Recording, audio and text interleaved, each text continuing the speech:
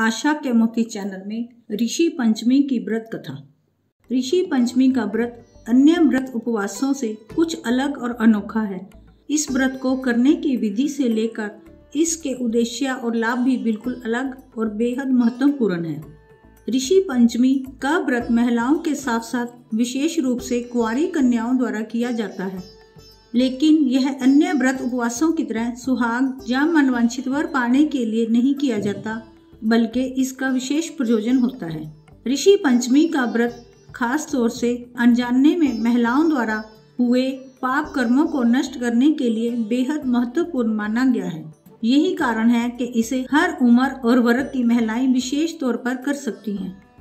ऋषि पंचमी के व्रत की एक और सबसे खास बात है कि इस व्रत में किसी देवी देवता की पूजा नहीं की जाती, परंतु इस दिन विशेष रूप से सप्त ऋषियों का पूजन किया जाता है। इस व्रत में अपामार्ग नामक पौधे का विशेष महत्व होता है, जिसके तने से दातुन और स्नान किए बिना ऋषि पंचमी का यह पवित्र व्रत पूर्ण नहीं होता। पापों का नाश करने वाला यह व्रत अत्यंत फलदायी है। ऋषि पंचमी व्रत भाद्रपद मास की शुक्ल पक्ष की पंचमी तिथि को रखा जाता है। हिंदू धर्म में ऋषि पंचमी एक शुभ त्योहार है। मान्यता अनुसार यह दिन विशेष रूप से भारत के ऋषियों को सम्मान करने के लिए है। ऋषि पंचमी का शुभ अवसर मुख्य रूप से सप्त ऋषियों को समर्पित है। धार्मिक कथाओं के अनुसार ये 7 ऋषि हैं: वशिष्ठ, कश्यप, अत्रि, जमदग्नि, गौतम, विश्वामित्र और भारद्वाज।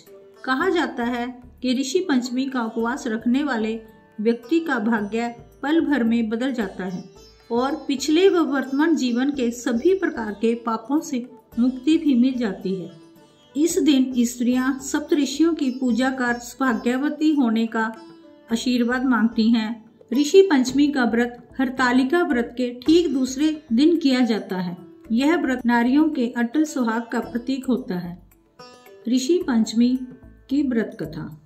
एक समय राजा सिताश्व धर्म का अर्थ जानने की इच्छा से ब्रह्मा जी के पास गए और उनके चरणों में शीश नवाकर बोले, हे आदिदेव, आप समस्त धर्मों के प्रवर्तक और गूढ़ धर्मों को जानने वाले हैं। आपके श्रीमुख से धर्म चर्चा श्रवण कर मन को आत्मिक शांति मिलती है, भगवान के चरण कमलों में प्रीति बढ़ती है। वैसे तो आपने मुझे नाना प्रकार के व्रतों के बारे में उपदेश दिए हैं। अब मैं आपके मुखारविंद से उस श्रेष्ठ व्रत को सुनने की अभिलाषा रखता हूँ, जिसके करने से प्राणियों के समस्त पापों का नाश हो जाता है। राजा के वचनों को सुनकर ब्रह्मा जी ने कहा, हे श्रेष्ठ, तुम्हारा प्रश्न अति उत्तम और धर्म में प्रीति बढ़ाने वाला है। मैं तुमको समस्त पापों को नष्ट करने वाला सर्वोत्तम व्रत के बारे में बताता हूँ। यह व्रत ऋषि पंचमी के नाम से जाना जाता है।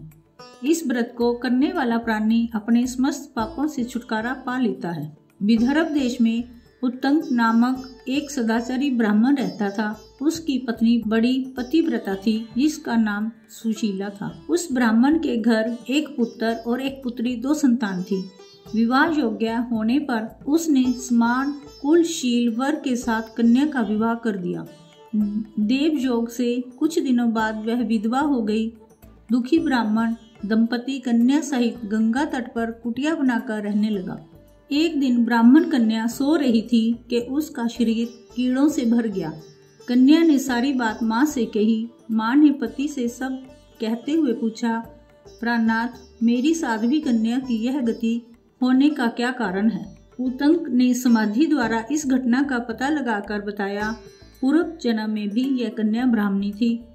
इसने रसवाला होते हुए बर्तन छू दिए थे। इस जन्म में भी इसने लोगों की देखा देखी ऋषि पंचमी का व्रत नहीं किया, इसलिए इसके शरीर में कीड़े पड़े हैं।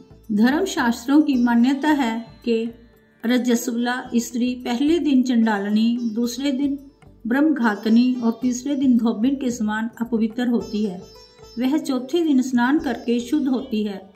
यदि वह शुद्ध मन से अब भी ऋषि पंचमी का व्रत करे तो इसके सारे दुख दूर हो जाएंगे और अगले जन्म में अटल सुहाग प्राप्त करेगी।